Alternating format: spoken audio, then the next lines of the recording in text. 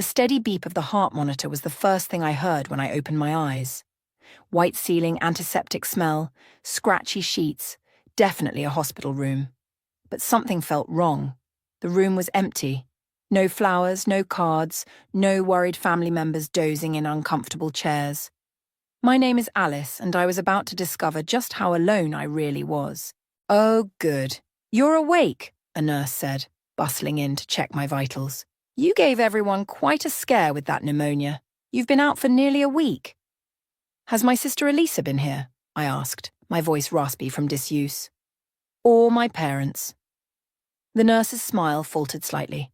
"I haven't seen any visitors, honey, but I just started my shift." I reached for my phone on the bedside table, wincing at the IV pull. Dozens of missed calls from work, but nothing from family. Strange. I always visited Elisa when she was sick, bringing her favorite soup and trashy magazines. "Miss Douglas?" A man in a suit appeared in the doorway. "I'm from hospital billing. We need to discuss your payment situation." My head was still foggy, but I logged into my banking app while he waited. The screen loaded and my stomach dropped. Where there should have been over $50,000 in savings, there was less than $100. "There must be some mistake," I muttered, checking my other accounts. All drained. "This isn't possible." "I'm afraid without insurance or ability to pay, we'll need to discuss discharge options soon," the billing man said diplomatically. I was still staring at my phone in shock when a familiar voice cut through the tension. "I'll handle the billing situation." Rita Wilkins, my workplace rival of 3 years, stood in the doorway, designer handbag on one arm and determination on her face. "Rita, what are you doing here?" She shooed the billing man away and pulled up a chair. "Covering your ass, apparently. The office was worried when you didn't show up for a week. I did some digging." "I don't understand what's happening," I said, fighting back tears. "My accounts have been systematically drained over the past week," Rita finished. "And I'm willing to bet I know who did it." "Elisa." The name felt like ash in my mouth. "But she's my sister. She wouldn't—" "The same sister who borrowed $15,000 for her emergency dental surgery last year? The one who still hasn't paid you back?" I closed my eyes, memories flooding back. The countless loans, the emotional manipulation, the way my parents always took her side. "She had access to my accounts, for emergencies because she's family." Rita's laugh was bitter. "Family. Right. The same family that hasn't visited once while you were fighting for your life?" "Maybe they didn't know." "They knew." Rita pulled out her phone, showing me a group text from my mother to the extended family. "Alice is in the hospital with pneumonia. Elisa is handling everything."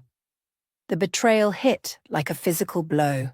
While I lay unconscious, my sister had stolen everything, and my parents had let her. "Why are you helping me?" I asked Rita. "We've never exactly been friends." "Because 3 years ago my own sister did something similar," Rita said, her expression hardening, "and I wish someone had been there to help me fight back." "Fight back?" "Yes, fight back. You've spent years being the responsible one, the good daughter, the generous sister, and look where it got you." Rita leaned forward. "I have resources, Alice. I have connections. And I am offering to help you get justice." I thought about all the times I'd covered for Elisa, all the money I'd given her, all the family events where I was criticized while she was praised. The empty hospital rooms seemed to echo with years of taken-for-granted sacrifices. "Why now?" I asked. "Why offer this when we've been rivals for so long?" "Because I've watched you work your arse off while living in your sister's shadow. Because I respect your abilities, even if we don't always get along. And because—" Rita smiled grimly. "I really hate seeing manipulative people win." The heart monitor beeped steadily as I considered her words. The old Alice would have forgiven and forgotten, would have found some way to excuse Elisa's behavior. But the old Alice hadn't woken up alone in a hospital bed, betrayed and robbed by her own blood. "Okay," I said finally. "I'm in. Where do we start?" Rita's smile turned predatory. "First, we get you out of here. Then, we start gathering evidence, because your sister made one crucial mistake." "What's that?" She thought you'd never wake up to catch her. Rita's guest room was twice the size of my old apartment bedroom. I sat cross-legged on the plush bed, surrounded by bank statements and transaction records she'd helped me obtain. "Look at this," I said, holding up a printed statement. 3 separate withdrawals of $10,000 each, all within hours of me being admitted to the hospital. Rita peered over my shoulder, her reading glasses perched on her nose. And all from different branch locations. She was trying to avoid suspicion. I still can't believe she thought this through so carefully. My hands shook as I sorted through more papers. While I was fighting for my life, she was driving around town, emptying my accounts. People show their true colours when they think no one's watching. Rita handed me a cup of coffee and sat down beside me. "Want to hear how I learned that lesson?" I nodded, grateful for any distraction from the mounting evidence of my sister's betrayal. 3 years ago, my sister Diane was executor of our father's estate, Rita began, her voice tight. By the time I realized something was wrong, she'd liquidated most of his assets and moved to France with her boyfriend. Did you ever get justice? No, but I got something better. I built my own success bigger than anything she could have stolen. Rita's smile was sharp. And now I get Christmas cards from our mother asking for money, while Diane's living in a studio apartment in Paris, her boyfriend long gone. A text notification lit up my phone. My mother's name appeared on the screen. "Why aren't you answering Elisa's calls? She's worried about you." "Worried about getting caught, more likely," I muttered, showing Rita the message. "Perfect timing. I have something to show you." Rita pulled out her laptop. "Remember when you mentioned Elisa's new car? The Mercedes she said she got an amazing deal on? Yeah. Well, I had my friend at the dealership pull the paperwork." Rita turned the screen toward me. "Look at the date of purchase." My stomach lurched. The day after I went into the hospital. And the down payment amount? $15,000. Exactly what she took from my savings account that morning. The reality of her calculated betrayal hit me fresh. She must have been planning this, waiting for an opportunity. There's more. Rita clicked through several screens. She's also made reservations at a luxury resort in Bali for next month. First-class tickets, premium suite. Using my money. I felt sick. All those times she said she was broke, that she needed help with rent. She was playing you. Just like she played your parents. Rita closed the laptop. "Speaking of which, how many times has your mother texted you about forgiving family today?" "Only 3 so far. New record." I tried to laugh, but it came out more like a sob. Rita squeezed my shoulder. "You know what the hardest part is? Accepting that they'll never admit they were wrong. Your parents will keep defending her, keep trying to guilt you into letting it go. Like they did with the college fund incident." A bitter memory surfaced. "When Elisa borrowed my college savings for her failed boutique, Mom said I was being selfish for being upset. Said family helps family." "And who helped you when you had to take out student loans?" "No one. I worked 2 jobs through college while Elisa was posting Instagram photos from Cancun." Rita stood up abruptly. "Get dressed. We're going out." "What? Where?"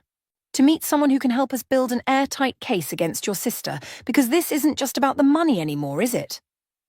I thought about years of manipulation, of being cast as the villain for expecting basic decency, of watching Elisa charm her way out of consequences while I cleaned up her messes. "No," I said firmly. "It's about justice." "Good answer." Rita tossed me a coat. "My friend Heath is a forensic accountant. He's expecting us for dinner." As we drove through the city, another text came through, this time from Elisa herself. "Alice, please call me. I can explain everything. We're family." I showed it to Rita, who snorted. "Family doesn't empty your bank account while you're in a coma." "No," I agreed, turning off my phone.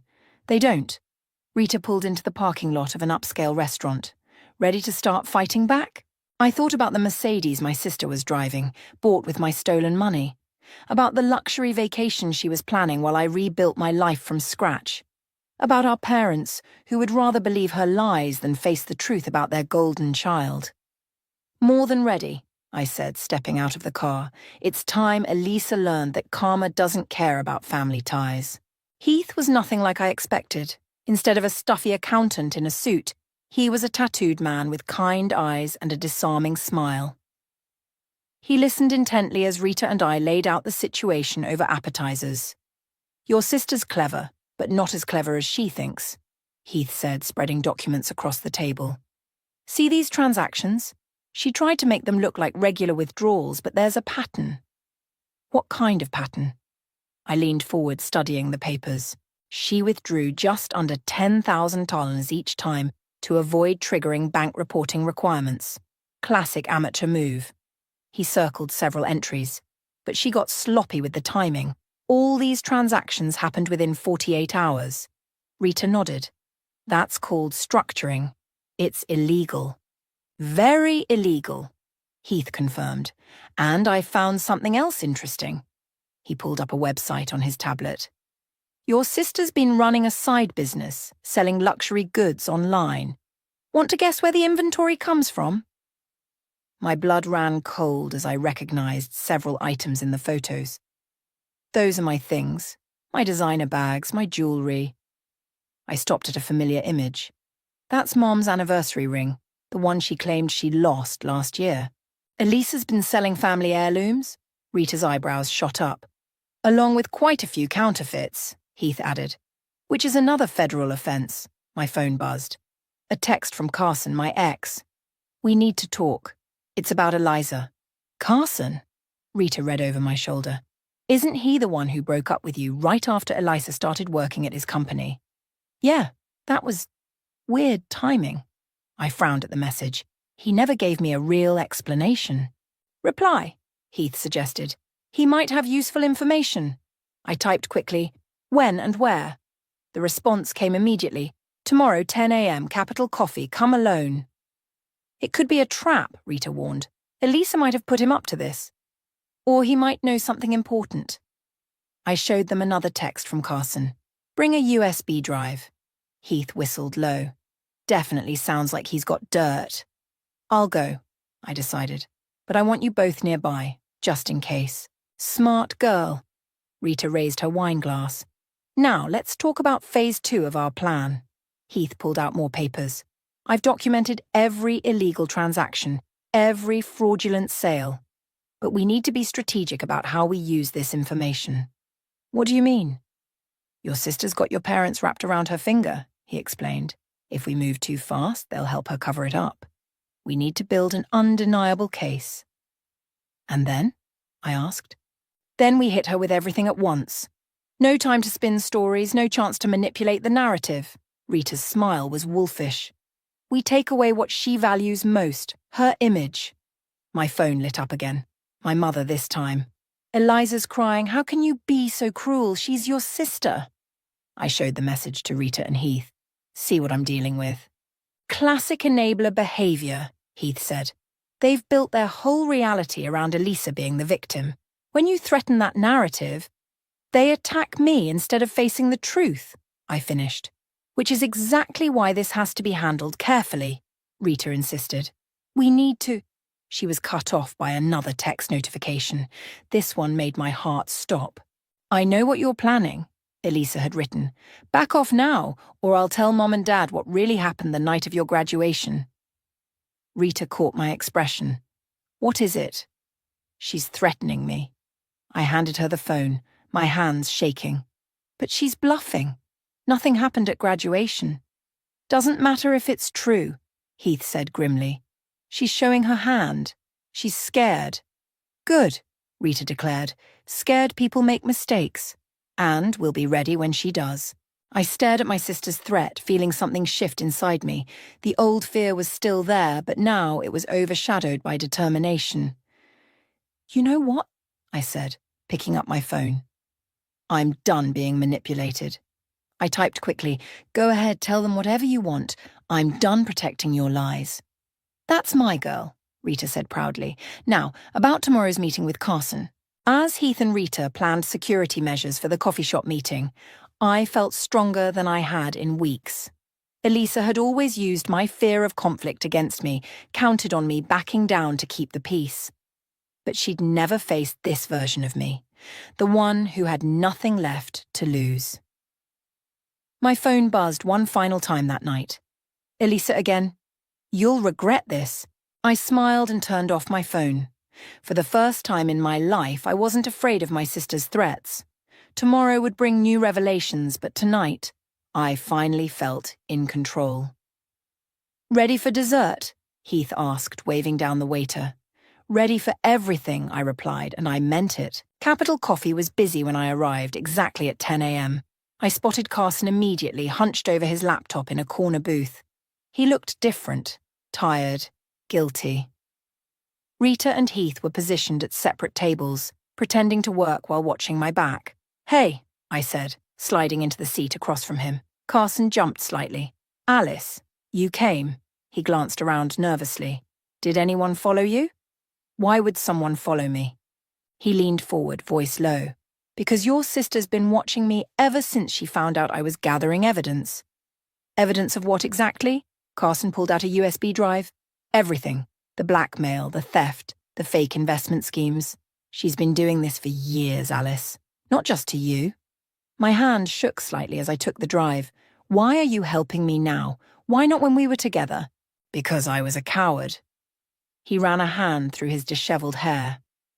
She threatened to ruin my career if I told you the truth about why we really broke up. Which was?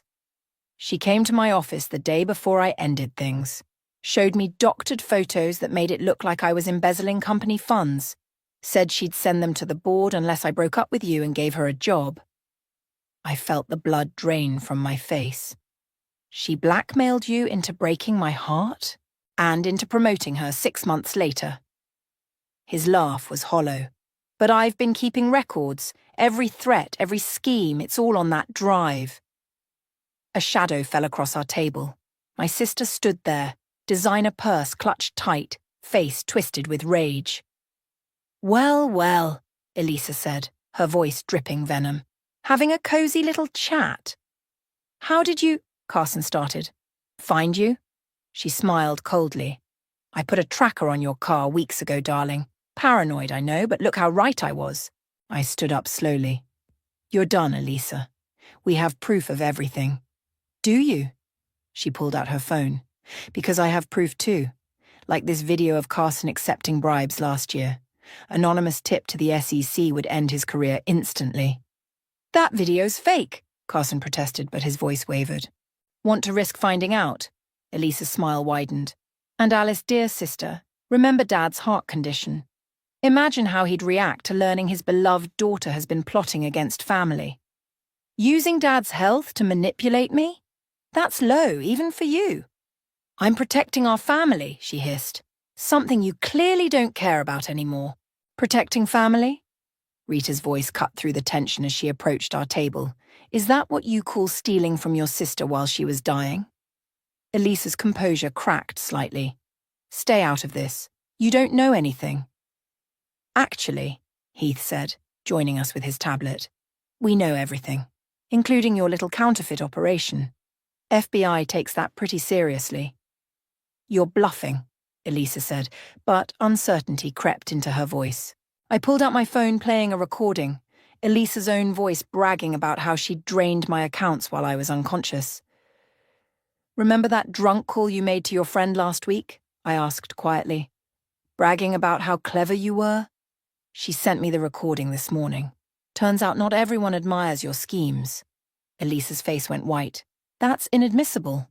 In court, maybe, Heath interrupted. But in the court of public opinion? In front of Mom and Dad, the country club committee? What do you want? Elisa's voice was barely a whisper. Everything you stole from me, plus interest, I said firmly. And you're going to confess to Mom and Dad. All of it. They'll never believe. They will when they see the evidence. Every transaction, every fake investment, every stolen heirloom you sold online. I leaned closer, including Mum's ring. Tears welled in Elisa's eyes, real ones this time, not the manipulative drops she usually summoned. You're supposed to be the good sister, the one who forgives. I was. For years I forgave everything. But you mistook kindness for weakness. I stood up straighter. That was your biggest mistake. I'll destroy you, she threatened. but her voice cracked. "No," I said calmly. "You won't. Because if you try, everything on this drive goes public. Your choice." Elisa looked around wildly, finding no allies in the hard faces surrounding her. For the first time in her life, charm and tears wouldn't save her. "You have 24 hours to start transferring the money back," Rita said professionally, "and to schedule a family meeting." Elisa turned and fled, leaving her designer purse behind. Inside, I knew we'd find more evidence. She always kept receipts of her schemes, too arrogant to imagine being caught. "You okay?" Carson asked softly.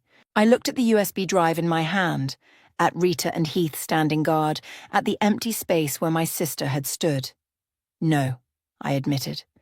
"But I will be." The doorbell rang at exactly noon. I opened it to find my mother standing there, her face a mask of disapproval. "We need to talk about what you're doing to your sister," she said, brushing past me into Rita's house. "Perfect timing," Rita called from the living room. "We were just going through some interesting financial records." Mom froze at the sight of the documents spread across the coffee table. "What is all this?" "Proof," I said simply. "Sit down, Mom. There's something you need to see." "I don't need to see anything. Elisa already told me you're trying to frame her out of jealousy." She remained standing, arms crossed. "Did she tell you about this?" I held up a printed receipt. "The sale of your anniversary ring? The one she said she helped you look for when it was lost?" Mom's face paled. That can't be right. Or these?" I spread out more papers.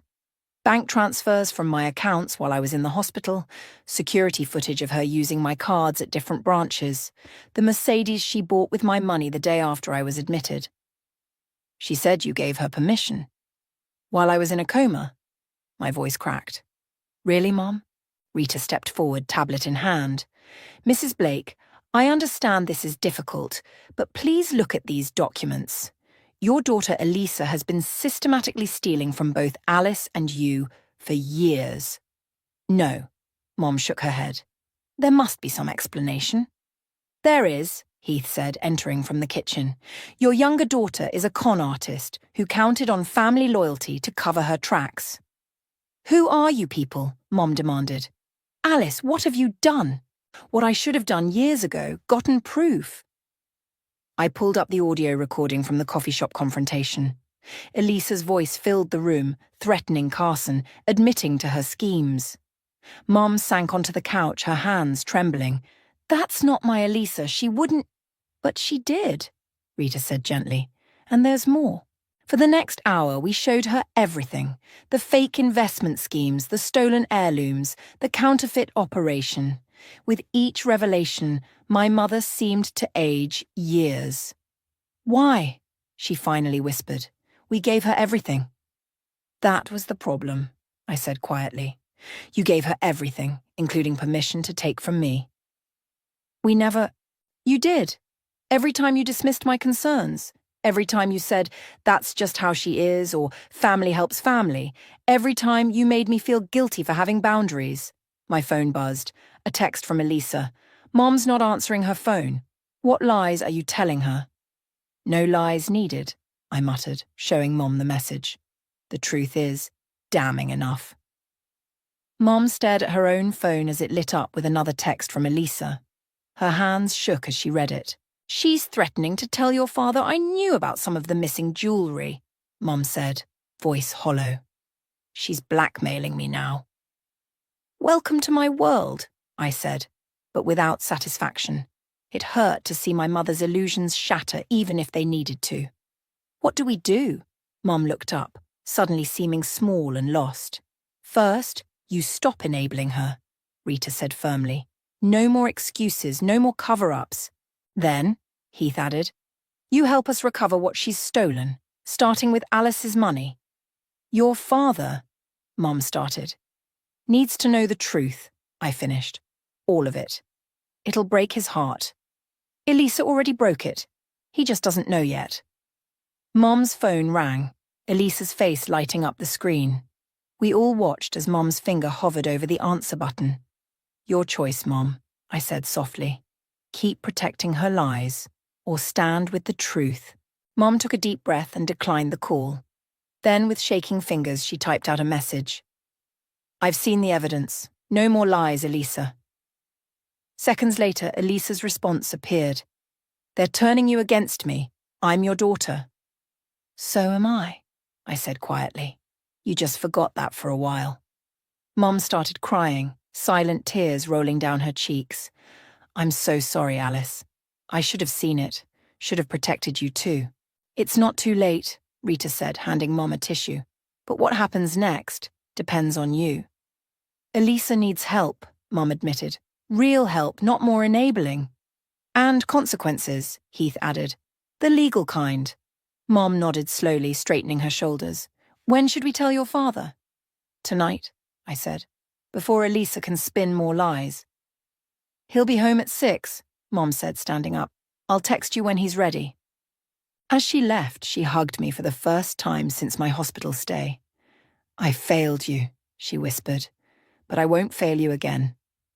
I watched her drive away, feeling both lighter and heavier. The truth was finally emerging, but the hardest conversations still lay ahead.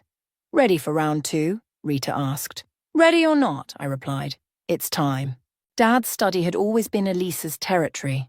She'd perch on his desk, making him laugh with stories while I stood in the doorway, feeling like an intruder. Tonight I sat directly across from him, manila folders spread between us like battle lines. This better be important, he said, frowning at Mom's tear-stained face. I have a meeting in an hour. Cancel it, Mom said quietly. This can't wait. I opened the first folder. Dad, what do you know about your retirement account? What kind of question is that? I check it every week. Check it now. He pulled up the account on his computer, confidence morphing into confusion. That's impossible. There must be a mistake. No mistake, I said, sliding over bank statements. Elisa's been siphoning money from it for months. Small amounts, nothing you'd notice right away. Ridiculous, he snapped. Eliza handles some of our investments, yes, but she'd never sell Mom's anniversary ring. I pulled up the online listing, or use my medical emergency to clean out my accounts. Alice, if you're jealous of your sister's success, Mom's voice cracked. Show him the Mercedes papers, Alice. I laid out the documents one by one. The car purchase, the luxury vacation bookings, the trail of stolen money leading to both. She was at the hospital when I was admitted, I explained, not to help me, but to access my accounts before anyone noticed I was unconscious. Dad's face had gone pale. There has to be an explanation. There is. I played the recording of Elisa threatening Carson, then the one of her bragging about stealing my money. Finally, the security footage from the bank. No, Dad whispered. My little girl wouldn't. His phone buzzed. Eliza's timing was always perfect. Daddy, her voice came through on speaker, sweet and panicked. Alice is telling horrible lies about me. She's trying to turn everyone against me because she's jealous. You know me, Daddy. You know I'd never... Stop. Dad's voice was different, older, harder.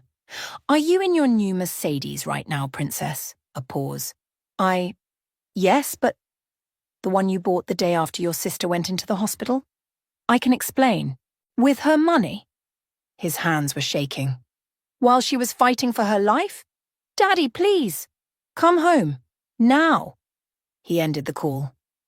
The study fell silent except for Mom's quiet crying. Dad stared at the documents, shoulders slumped.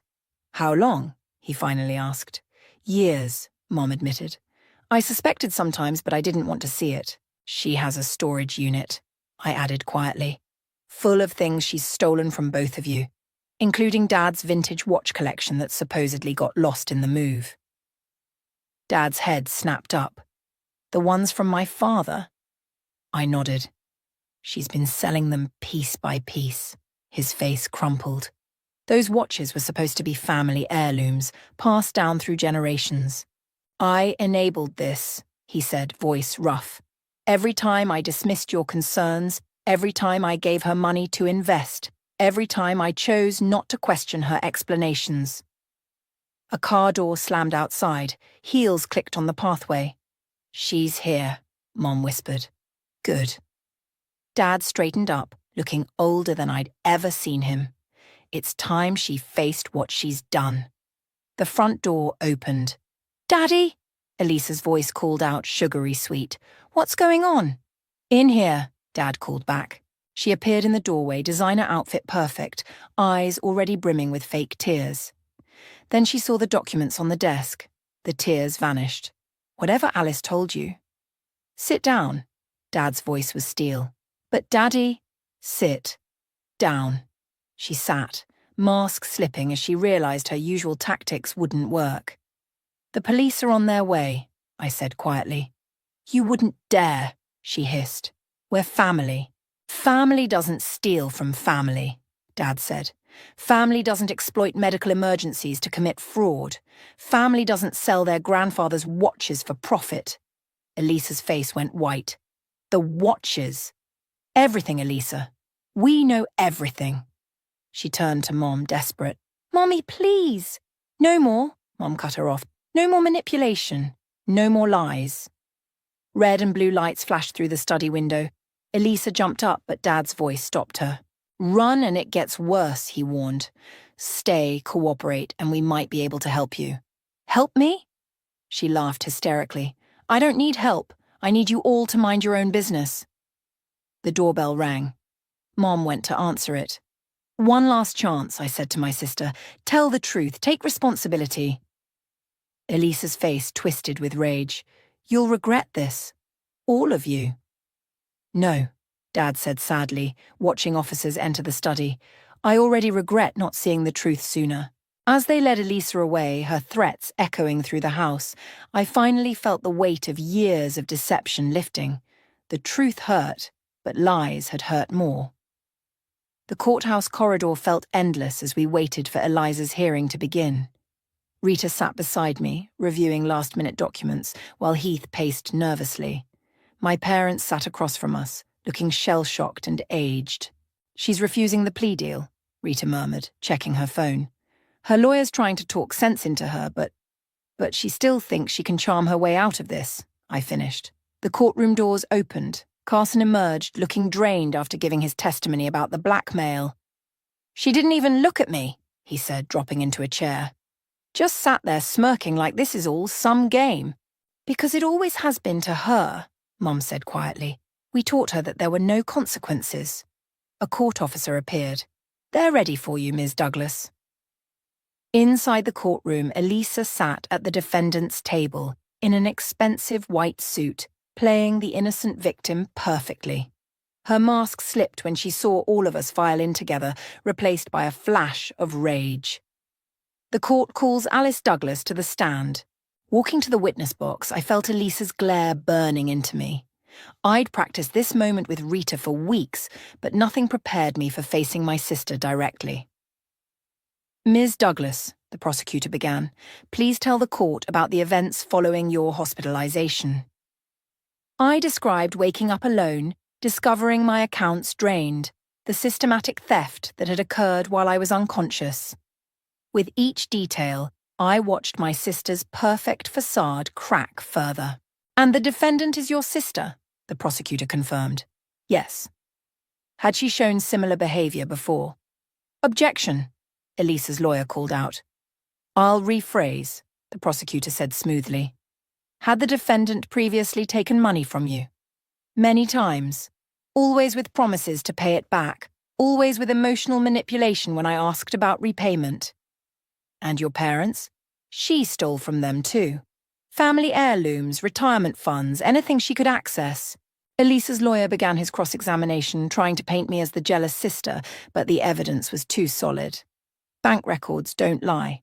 Security footage doesn't lie. Audio recordings don't lie. "No further questions," he finally conceded. As I stepped down, Elisa stood up suddenly. "This is ridiculous. They're all lying because they're jealous of my success." "Ms. Douglas, sit down," the judge warned. "No, I worked hard for everything I have. They're just trying to destroy me because they can't handle that I'm better than them." "Ms. Douglas, tell them, Daddy." Elisa turned to our father. "Tell them how I've always been the successful one, the special one." The judge banged his gavel. "Order! You're all pathetic." Elisa was screaming now. I deserve that money more than any of you. Alice was always the boring one, the responsible one. I made that money interesting. I made it matter. 2 court officers moved to restrain her. I should have made sure you never woke up, she shrieked at me. You ruined everything. The courtroom erupted in gasps. Mom started crying. Dad looked like he'd been shot. Remove the defendant, the judge ordered. We'll resume after a brief recess. As they led Elisa away, still screaming threats, I felt Rita's hand on my shoulder. You did it, she whispered. You stood your ground. The recess lasted an hour. When we returned, Elisa sat silently, her makeup smeared, her perfect image shattered. Her lawyer looked defeated. The judge's verdict was clear and damning. Grand theft, fraud, blackmail. The evidence was overwhelming, and Elisa's outburst had destroyed any sympathy she might have garnered. 5 years, the judge announced, with possibility of parole after 3, contingent upon full restitution and completion of psychological counselling. Elisa didn't react. She just sat there staring straight ahead as if none of this was real. I'm so sorry, Mum whispered as we left the courtroom. We should have stopped this years ago. You can't change the past, I said, watching them lead my sister away. But we can learn from it. Outside the courthouse, reporters waited with cameras and microphones. Rita helped shield me from their questions while Heath brought the car around. What now? Dad asked, looking lost. Now we heal, I said, and we make sure this never happens again. Your accounts should be restored within the week, Heath added. And I've already located most of the stolen items. Including your watches, Dad, I said softly. And Mom's ring. He nodded, tears in his eyes. The things don't matter anymore. We almost lost you and we didn't even realize it. As we drove away from the courthouse, I watched my sister's world of lies crumble in the rearview mirror. The truth had finally won, but victory felt hollow. We were all damaged, all changed by her betrayal. But maybe, just maybe, we could build something stronger from the ruins. The last box from Elisa's storage unit sat unopened on Rita's coffee table. Inside were the final pieces of our family's stolen history. Photos, jewelry, memories she'd tried to sell. You don't have to open it today, Rita said, pouring wine for our small gathering. Yes, I do. I lifted the lid, revealing layers of tissue-wrapped items. Mum and Dad should be here soon. They need to see everything. Heath helped me unwrap each piece, documenting them for the final restitution report. Carson sat nearby, adding details to his testimony for the civil suit that would follow the criminal case. The doorbell rang. My parents entered, looking both stronger and more fragile than they had at the trial. Mom carried a familiar leather album. Found this in her apartment, she said, setting it down. It's your baby photos, the ones she claimed were lost in the flood. Of course they were. I managed a small laugh. She really did try to erase me, didn't she? Not anymore, Dad said firmly, sitting down beside me. Look what I picked up today. He pulled out a small velvet box. Inside was his father's pocket watch, the first piece Elisa had stolen and sold. How? I gasped. Rita's contacts traced it to a collector in Seattle. Heath explained. Once he learned it was stolen, he returned it immediately. Speaking of returns, Rita interjected, the bank completed the transfer this morning. All your accounts have been restored, plus interest. Mom touched a framed photo we'd just unwrapped. I remember this day, your high school graduation. Elisa was so angry that all the attention was on you. That's when it started, I realized. The stealing, the lies. She couldn't stand not being the center of everything. We fed that need, Dad admitted. Every time we excused her behavior, we made it worse. The doorbell rang again. This time it was a delivery, a thick envelope from the prison. It's from Elisa, I said, recognizing the handwriting. Do you want to read it? Rita asked. I opened the envelope. Inside was a letter and a key. Dear family, the psychiatrist here says I need to make amends. I don't know if I can, or want to, but she says I have to try. The key opens a safety deposit box at First National. Everything I couldn't sell is there. Family photos, Dad's military medals, Mum's diary. I kept the things that would hurt you most to lose. I'm not sorry for taking what I deserved, but maybe I'm sorry for how I took it. Don't visit, don't write back, just take the stuff and forget me. Elisa. Well, Carson said after a long silence, that's almost an apology. It's more than I expected, Mum whispered. It's not enough, Dad said firmly, but it's something. I set the letter down among the recovered treasures. You know what? I don't need her apology. I don't need anything from her anymore. Rita raised her glass. To freedom. To truth, Heath added. To family, Mum said, looking at me with tears in her eyes. The real kind. To karma, Carson smiled. To healing, Dad finished. I looked around at these people, my unexpected allies, my restored parents, my true family. The empty space where Elisa should have been didn't hurt anymore. To second chances, I said, raising my glass, and to being strong enough to demand them. My phone buzzed. Another message from the prison. I ignored it. Elisa's words couldn't control me anymore. Her threats couldn't frighten me. Her manipulation couldn't reach me. What should we do with all this? Heath gestured at the boxes of recovered items. Build something new, I decided. Mum, remember how you always wanted to make family history albums? She brightened. Yes, let's do it. Right now. Let's put everything back where it belongs, but better this time. Stronger. We spent the evening sorting through recovered treasures, sharing stories, rebuilding connections. Each item found its proper place. Dad's watches in their case, Mum's jewellery in her box, my photos back in their albums. The space left by Elisa's betrayal slowly filled with something else. Truth, strength, and real love. The kind that builds up instead of tearing down. You know what? Rita said as we finished. She tried to destroy your family, but she actually forced you to build a better one. I looked at my parents, laughing together as they rediscovered old memories. At Carson, finally free of guilt and fear. At Rita and Heath, who'd become more than allies. She did, I agreed. Just not the way she intended. The last item from the box was a small mirror, one Elisa used to practice her innocent expressions in. I closed the box without putting it back. Some things were better left in the past. Ready to go home? Dad asked. I smiled, truly smiled for the first time in months. I already am.